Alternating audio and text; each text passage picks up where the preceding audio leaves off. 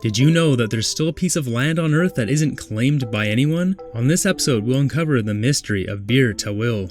Located at the southern border of Egypt and at the northern border of Sudan is Bir Tawil.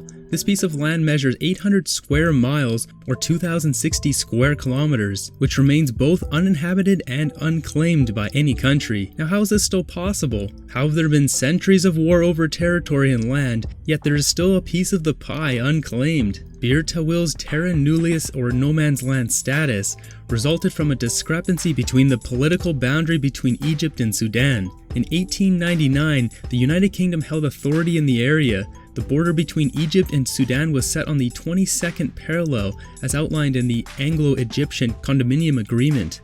Things get complicated though, as in 1902, the UK drew up a separate administrative boundary which was to reflect the land by the use of tribes living in the region. Two pieces of land were under dispute, first Bir Tawil, which both nations don't want, and the Halaib Triangle, which is a much larger piece of land, being 10 times larger, with coastal access. The Ababda tribe near Aswan used the land of Bir Tawil for grazing, so it was added to Egypt's borders, where the Halaib Triangle was culturally closer to Khartoum, which is Sudan's capital.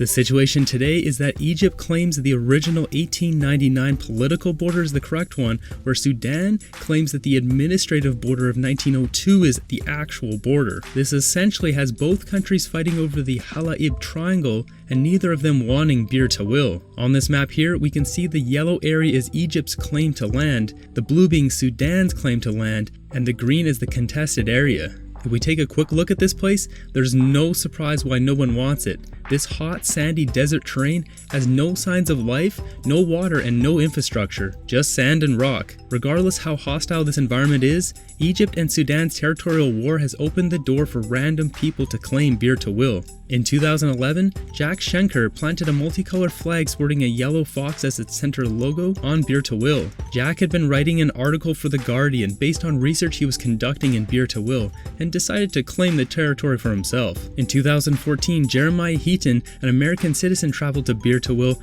solely for the purpose of claiming the territory. His daughter wanted to be a real princess, so for her birthday that year, her dad made it happen. Jeremiah, along with his friend Omar, flew to Sudan, chartered a jeep, and made the 14-hour one-way trek to Bir Tawil. This journey to northern Sudan crosses lands inhabited by thieves and bandits, then works its way through the remote and jagged mountains. This was no deterrent for Jeremiah and Omar though, as they made their way to Bir Tawil, where Jeremiah claimed the territory as the new sovereign state of the Kingdom of North Sudan. Being head of state, Jeremiah made his daughter Emily a princess of the kingdom. He posted all of this on Facebook, which was met with praise for being a great father, as well as hate for being an imperialist. He started a crowdfunding campaign with the goal of $250,000 and hoped to develop Bir Tawil.